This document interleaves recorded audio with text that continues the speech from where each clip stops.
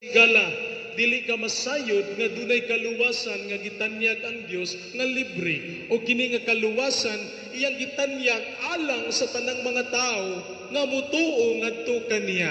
Kay nag-ingon sa Juan 3:16 sa pagkaagi nga gihigugma sa Dios ang tibuok nga kalibutan kinsa kadtong mutuo dili siya mamatay hinuon makabaton siya sa kinabuhing dayon. Mauni ang saad sa Ginoo.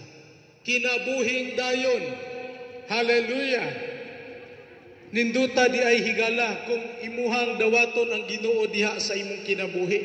Makabaton di kag pakigrelasyon ngadto kaniya o ikaw nga makigrelasyon ngadto sa Dios, makabaton kag kinabuhing dayon o kining kinabuhi dili ni mahatag ni bisan kinsa nga ania sa kalibutan. Kining kinabuhing dayon o sabay gipasabot niini dili ni sa physical nga kinabuhi, which is ang physical nato nga kinabuhi mamatay jud ta niining kalibutana.